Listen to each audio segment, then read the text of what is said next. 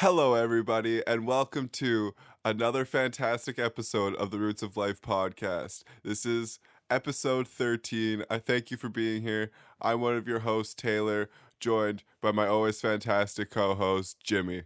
Hello, everyone. I love the fantastic episode part. That was great. Well, I got to give you some kind of descriptive word at the beginning to kind of get the juices flowing. I want to make you feel good. I want to create a good energy for the show that, we hope to present to everybody. So, Definitely. I think we both kind of need it this morning. yeah. Very early. Yeah, so it is a little early. It is 8 a.m. on Monday morning. And of course, we're both a little bit of night owls. You work the night shifts, and I'm Yeah. usually up a little later doing editing or working or whatever it might be. But nonetheless, we have an obligation to everybody, and our schedules are super busy this week. So we knew that we had limited time to try and get it done. And even though it's super early, we still had to get the show done, and we still have to be prepared for the distribution of the episode in the upcoming weeks. So, Exactly. So part of that, we wanted to make sure that we got this done because we have a bit of anxiety. As soon as we start to slow down, as soon as we start to think, okay, we're doing okay, we've got enough episodes, we're ahead of the game, both of us get a little bit anxious and a little bit worried that we're going to forget and not do anything. So we felt that we needed to get it done as soon as possible. And that is part of the topic for today's show. We're going to talk about anxiety and fear. I think those are big ones that people discredit for the most part. They don't think about how the fear and anxiety can take hold of them and really limit like the potential that people have to use in their daily lives. Yeah. I definitely know like fear is it's very helpful. It's beneficial for people. Fear is a survival thing. Like you kind of want to feel afraid. You kind of need that to do certain things. But then there's the other side of it where that fear holds you back. So you don't get things done, you don't do anything. But for example, for us this week, we were afraid that we wouldn't get this done. So because of that fear, we did it right away. We utilize the fear. Exactly. I think that the fight or flight recognition is a very real thing. And I think everybody kind of knows about it. Mm-hmm.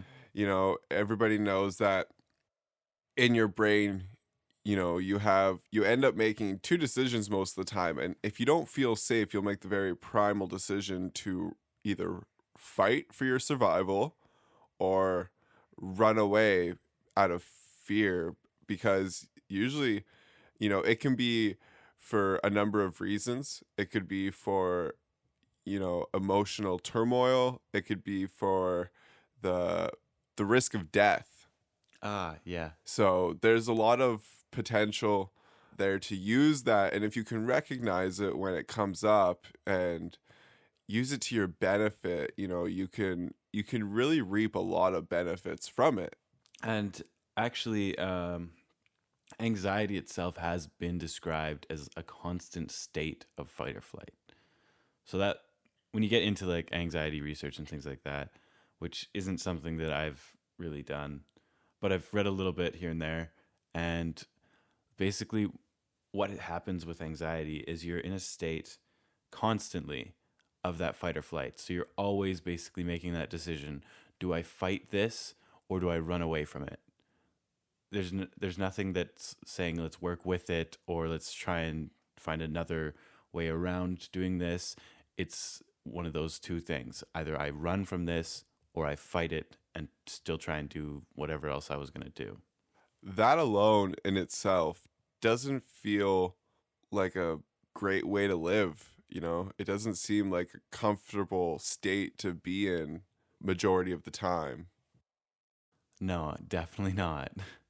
You can see that's why a lot of people with anxiety have those panic attacks where things just become overwhelming and they start breaking down, they cry, whatever, because they live in a state where like everything is not just a challenge, but it's almost like it feels that each thing that happens is like an attack upon their survival. I've heard some pretty crazy stories about people with different triggers for anxiety. One guy who would hike like a skyscraper because he didn't like elevators, every day at work in, say, New York or So he'd something. like go up the Yeah, stairs. he'd walk the stairs to, I mean, which isn't a bad thing, I guess. No, no. I mean, like that's anxiety working for your fitness right there. Yeah, but I feel like the mental challenge it presents is Yeah, not one that you want to benefit from.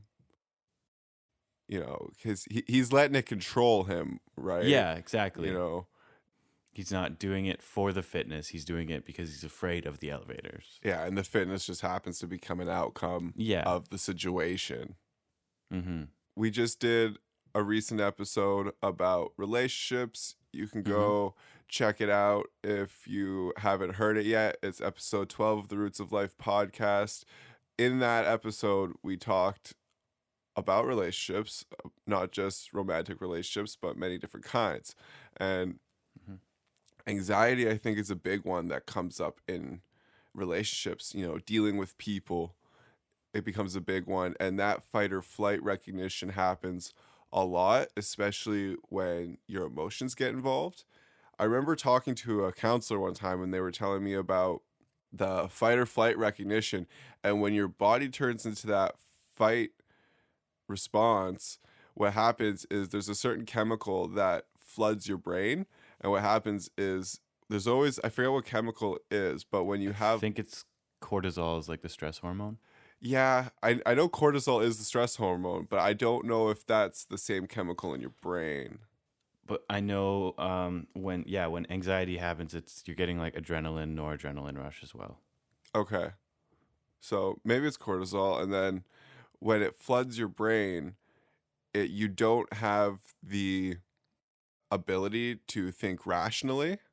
Mm-hmm. And so what happens is your body turns into this fight response because you don't feel necessarily safe, but it's not that you feel like you're in a dangerous situation. Hopefully, girls can be crazy. So can guys. Yeah, it's But true. No gender based there, no stereotypes. We love all people. we talk about our experiences. These are the things we know. That's all. Oh, we know. um, but what happens is maybe you don't feel safe emotionally, right? You Mm-hmm. feel maybe as a male, someone is stepping on your territory or you're not trusting of another person. You can create that fear recognition, Mm-hmm. which can then cause you to do things that you wouldn't necessarily do, but because you don't have the ability to think rationally, because your brain is just scattered and scared for itself, it's something to really keep watch for. And that's something that I've worked on personally, is to recognize when I act a certain way, Yeah. when I act irrational, or when I'm feeling my heart rate increasing. If I'm in a conversation with someone and I know that it's kind of unsettling for me, or it's a conversation that I didn't want to have, Yeah. so there's certain practices you can do. The common one that we talk about would be meditation, or just even deep breathing. If you can try and slow down your heart rate, if you're more on the athletic practices more than the spiritual practices. Yeah. The endorphins released from exercise, they're really good for depression and anxiety as well. Depression and anxiety both are basically comorbid, so they occur together very often. I think like 80% of the time, if you have one, you'll probably have the other. That's a made up statistic. I don't actually know. I just threw that out there. Ballpark. Disclosure. Yeah, gotta keep honest, right? Yeah, I don't feel like we do a lot of that. What, honesty? Or Yeah, to an extent. I feel like we just kind of. we kind of just say a lot of stuff, but then I do write the blogs afterwards. You can find those on rootsoflifepodcast.com. So we have the episode notes there where I do actually go back, listen to what we've said. If I find anything that I don't agree with, I'll mention it. I do just throw up a whole bunch of research in there so that if anybody does want to call us out on anything or want to research anything for themselves, it's there. So you can find that on rootsoflifepodcast.com along with all our social media handles. We are at Roots of Life Pod on Twitter.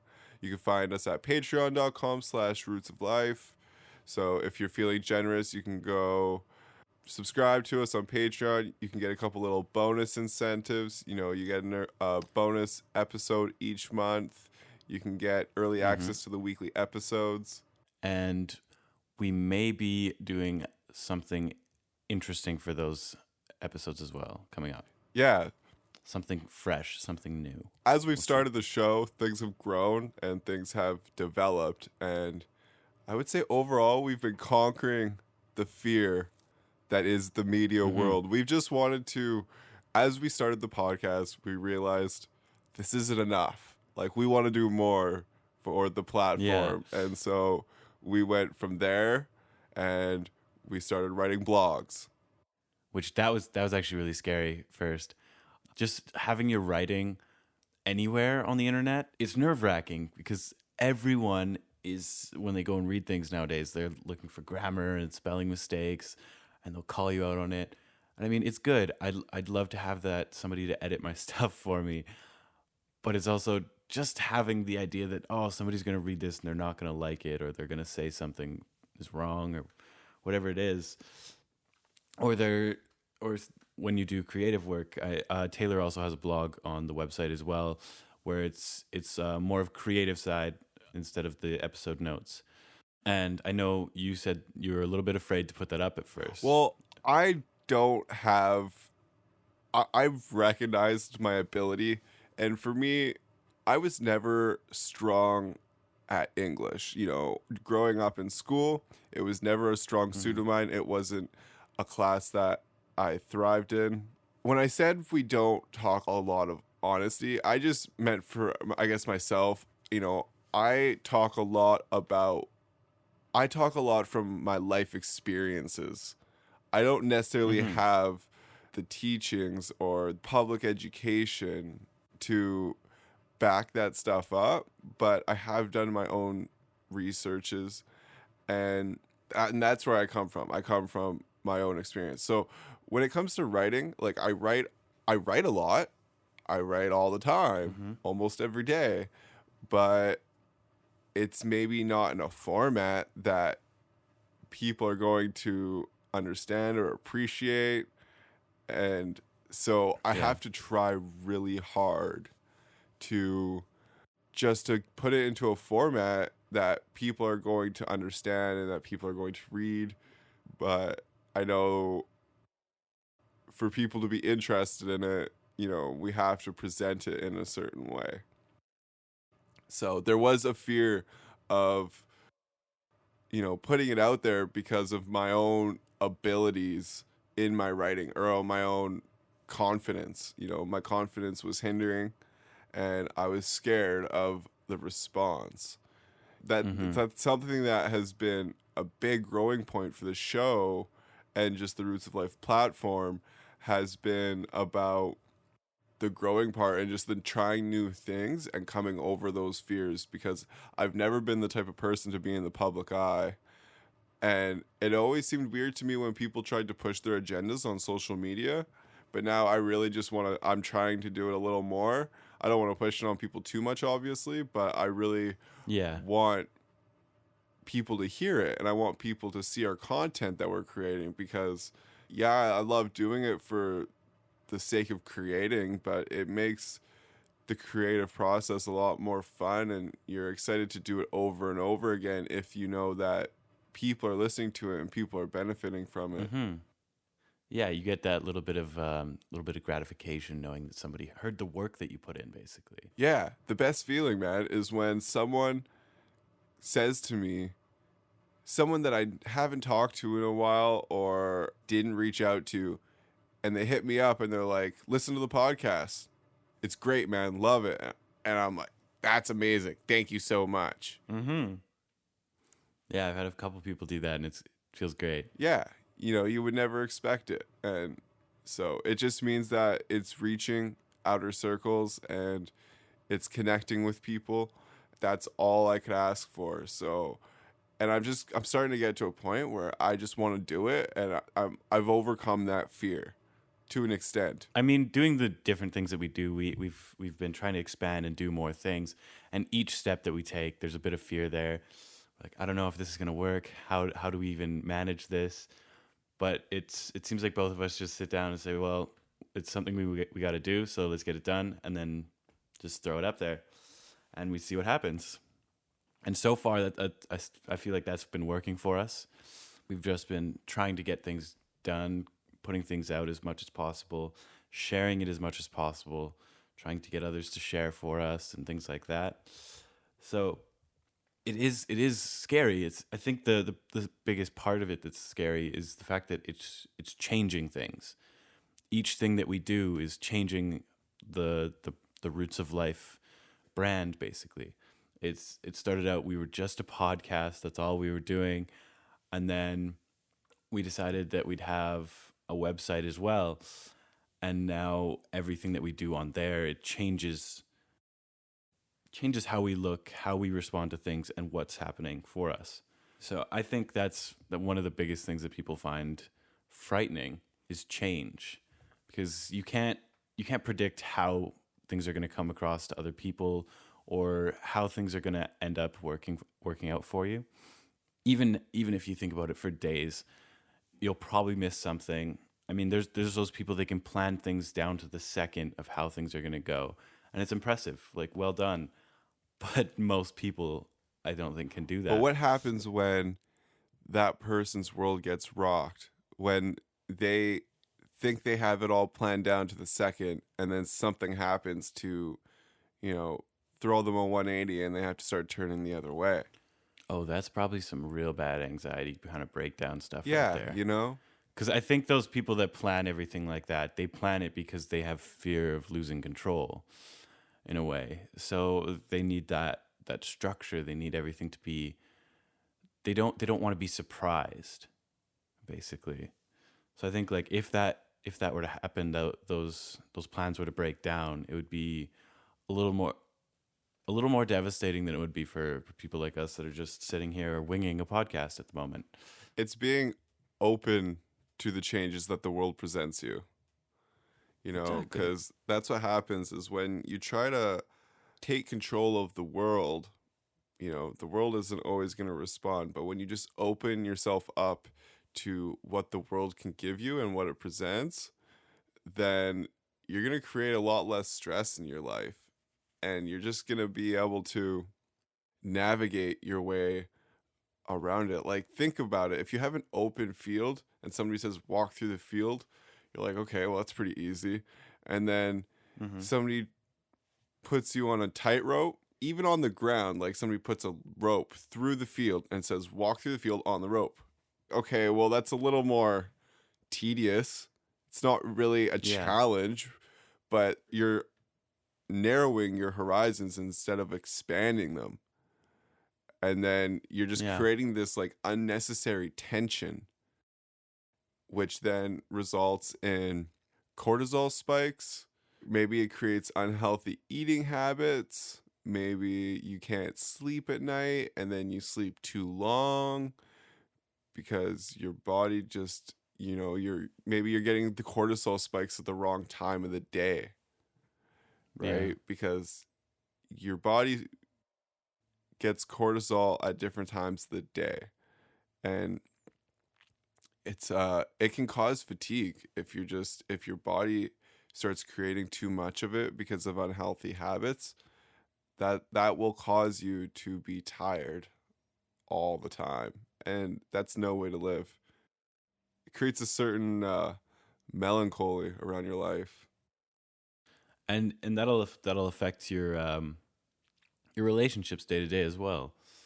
So, and that's another stressful thing. If you have people in your life that are starting to avoid you because you're a downer, or you're just kind of too high strung, or whatever it is, that's also going to play a part in that. It's going to make it, it's not going to help anything for sure. I just wanted to go back to relationships a bit. I know, for instance, in past relationships, I have basically, I get to the point where I don't want to be in the relationship anymore, but I have that, like, the fear of change, the fear of getting out of my comfort zone. So I have been in relationships where I just kind of let them continue when really I shouldn't, because I'm afraid to either hurt that person, get out of my comfort zone, or just of what my life will look like when everything's changed. Those three things are probably the biggest problems in a lot of my past relationships. When I knew the relationship shouldn't have continued any further, but I let it happen anyways. And I think those are big problems when you're not thinking anymore about what makes you feel good and makes you happy, successful, and productive. You're thinking about stuff that's going to happen in life.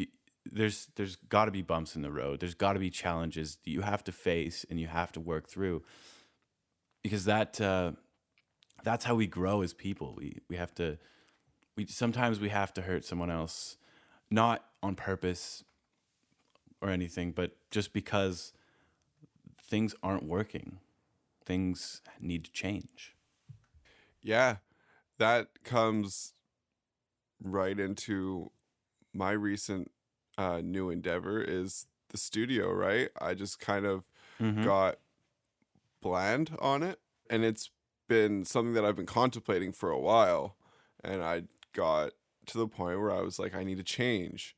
And of course there was the financial aspect of it, where I was kind of scared and, well, I can kind of get by without it, and maybe I can do it, but I'm more comfortable staying, so maybe I'll just stay Mm-hmm. for a bit.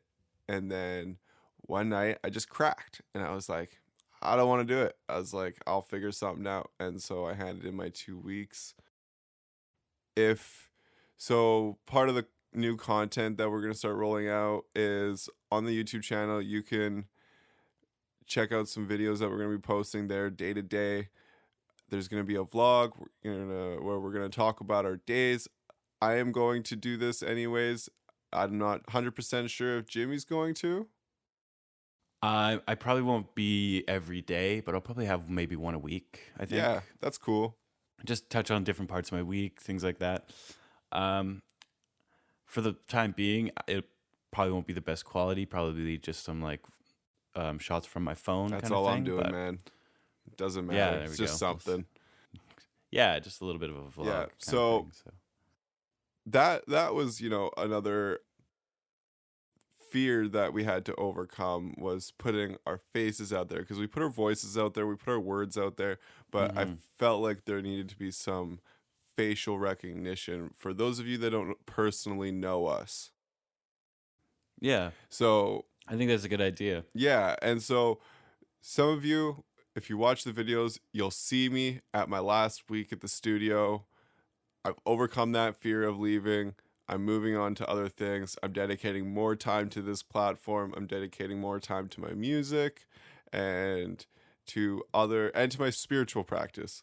That's, I think, one of the hmm most important ones, and one that I'm very, very excited for, is just more time to relax and meditate, and, but also push myself mentally and physically, and hang out in a hot room with a bunch of sweaty people. God, I love it.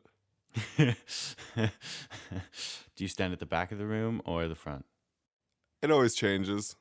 Okay. Yeah, I remember when I first started doing yoga, I always went to the same part of the room. And then Yeah. one class, the teacher said, okay, everybody go somewhere that you don't usually lay down in the hot room. And I was like, oh, that's weird. I felt uncomfortable, super Yeah. uncomfortable. And then when I started my practice again in Vancouver, I noticed that pattern happening very quickly again after a week or Yeah. so of going. And then I just like nipped it in the butt. I was like, nope, not allowing this pattern to take form because I felt like there was no real benefit to it. And No, there all really it did isn't. was create anxiety when I didn't have that pattern. When all of a sudden, Yeah. somebody was kind of in the spot or in that area, there was no open spots to lay, and then all of a sudden I had to go to the front by the mirror, or I had to go to the far other side of the room. I was always like, this is uncomfortable, I don't like this, and it created a certain level of anxiety that didn't allow me to get comfortable in my practice that day. Yeah, that's I've had this similar experience when it comes to seats in class. Going to class, always sitting in the same seat. Then some days you'll show up and somebody is sitting in your seat. And you kind of stand there at the front of the class looking down to where you were going to walk to sit there. You kind of have a moment where you're like, I don't know what to do right now. That's where I'm supposed to sit, but there's a person there. So, I mean, obviously you figure it out really quickly that you just need to find a seat and it's not really a big deal. But it's one of those moments where you're kind of like, this is strange and weird and I don't like it. And it produces a little bit of anxiety, like especially if it was a test day, that could that could change a That few could screw up the things. test. That could. You just stayed Um, up for 12 hours studying. It's now 9 yeah. a.m. and you're taking an exam and somebody is sitting in your spot. How do you react? Usually, I would just probably look at them with a little bit of resentment and then go sit somewhere else because I'm not really the biggest person for confrontation. That's okay. So, At that point, like in and I that mean, it's just a situation, it's seat. pretty So, unnecessary. yeah. I mean, if you did break down, I could see that being the trigger. So, especially for those people that have really anxious about tests. I enjoy taking tests. They're fun to me. Really? I love to see like I love seeing like how much I know, how much like I can answer their questions. Nah, man. I enjoy it. No dice. I think it's because I had a professor that had every time we take a test, he'd always start off by saying, "This test doesn't really matter at all." He's like, "In the grand scheme of your life, this test is going to mean nothing." And you're a primate. You should be excited that you get to play with the knowledge that you have. So I always think about that before I start, and it gets exciting. So That's cool. That's a really great way of the teacher lightening the mood. yeah, he'd do that every single time. And I feel like a lot of people, if they came to those tests, they would expect that because they'd like to hear that it's not going to affect their life in the grand scheme of their life. Even if they failed that class, you can take it again. It's not going to ruin your life. Shouts out to that professor. Yeah. I also had an English teacher when I was in grade 10, and he would let us retake any test as That's many times awesome. as we wanted. His philosophy was that it's not about passing the test the first time, but if you want to retake the test and retest your knowledge over and over and challenge Yeah. yourself, then he was all for it. Hmm. I like it. You could take the test 4 times if you wanted to get 100%, but if you had 95, you probably didn't give a crap. Yeah, no, I'd stick with 95. Yeah. It's pretty crazy, man. That teacher, A plus is an A plus. there you go. A plus for effort. Yes. That teacher was actually my mom's English teacher when she was in high school. I had the same Really? English teacher as my mom. That's Yeah. awesome. That means Buddy was teaching for like 30 years. Probably. I don't know. That's a hard math Yeah. equation to do in my head. What's the difference between like your age and your mom's age? 21? And there you go. There you go. At least 21 Well, years. at least 21 years, but I mean it's probably more like 30. Oh, probably more. Yeah, for Yeah. sure. He was old. He was a super cool guy. He had a revolving closet. one where I think he would push the button or whatever, and the carousel would pull clothes Yeah, around. I've been told stories about this Oh, man really? actually, I believe. Yeah, I think somebody was telling me about that before. And like I don't remember what they were saying, but yeah, they said he would tell stories about it I'll all I'll the time. tell you what he was saying. He would have great conversations with classes because he would never wear the same t-shirt twice. Oh yeah, that's what it was. Yeah, and people would give him t-shirts just so he could add them to his collection. He had such a big closet that every day he just went like next t-shirt, next t-shirt, next t-shirt. That is awesome. Yeah, imagine how many t-shirts that is. You have to have at least 365. Yeah, I think that must have been what it was. He never wore the same t-shirt twice in a year. I think yeah. I think that's what I was told before. That's pretty cool because I have an attachment to my clothing. Oh yeah, I wear the same t-shirt all the time. I just love that t-shirt.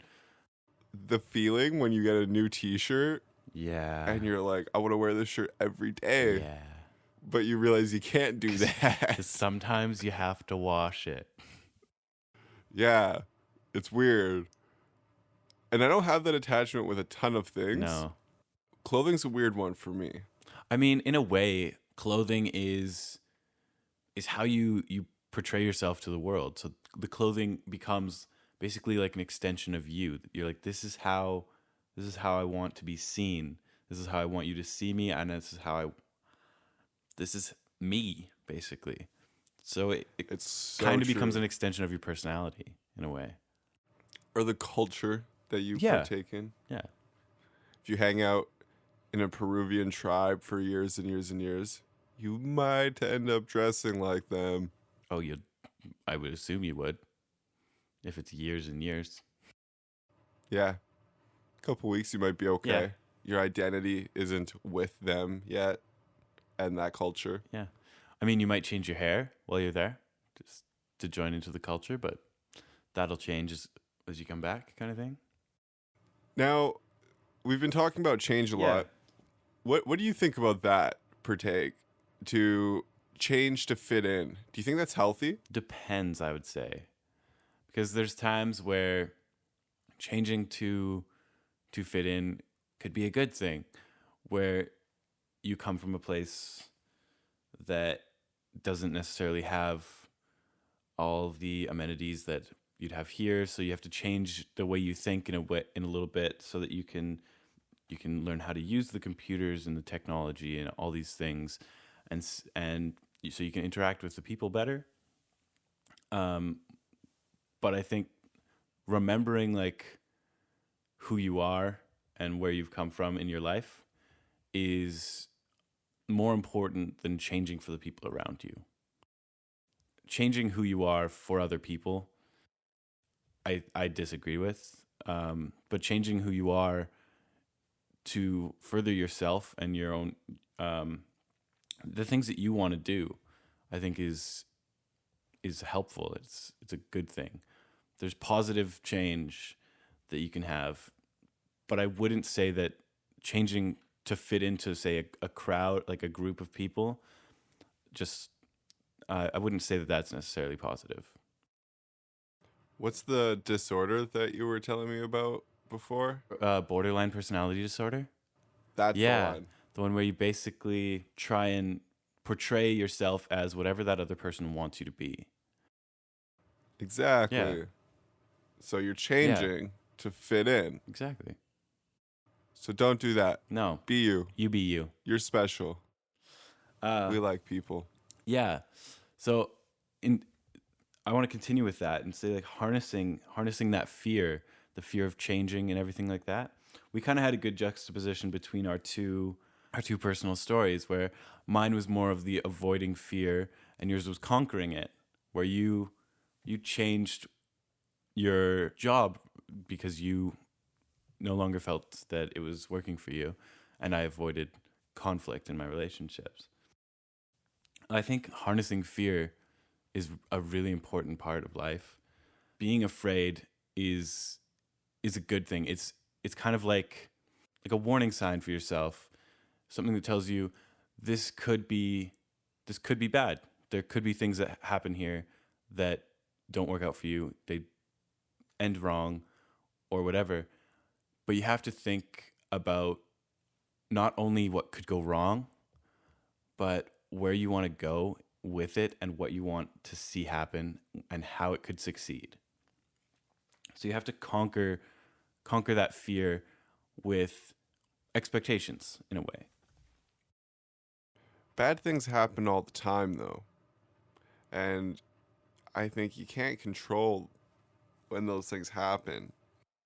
You just have to kind of let them slide off your back. Yeah. And on that, my challenge for the week, I want people to go out and do something that they've been avoiding, something that they feel they should probably do, but they've been avoiding it. So maybe go to the doctors and get that weird thing checked out that you're kind of afraid of. Or Quit your job because your boss is a dick. Or that. Yeah, that.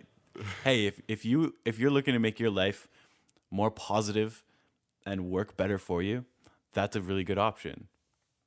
Or do something you're afraid to do, in not because you've been avoiding it, but because it's something that it would be exhilarating, like go bungee jumping if you're afraid of heights or something like that. Give yourself a bit of fear, like live within that fear.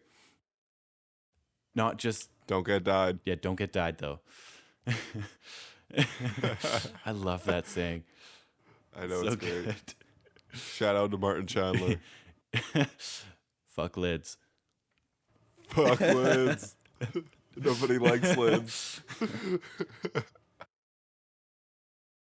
And so we're kind of wrapping up tonight, guys. We're kind of getting to that point in the day where we gotta go on to our other jobs and do some stuff.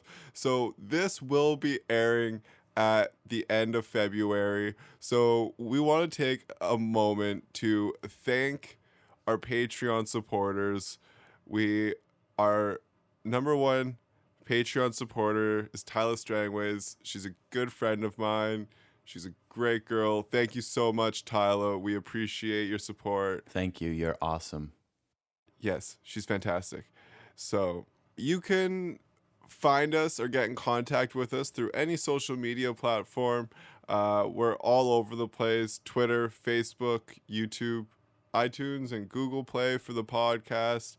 You can also check out our website and our blogs, rootsoflifepodcast.com. There's lots of interesting content there. If you've got some time, check it out. Leave a comment. Go subscribe to the YouTube channel or on the iTunes. On the iTunes. Yeah, that actually sounds super badass. So, yeah, thank you everybody for listening. We hope you enjoyed the episode. Hopefully, you can move forward in your day and find a little bit of confidence in ways of shaking that fear, because it's no way to live. Make it work for you. Obviously, it happens, but you need to learn how to work with it, how to utilize it to your benefit. So thank you everybody for listening. I'm your host, Taylor, with my co-host, as always, the fantastic Jimmy. Yeah. Have a good night, everyone.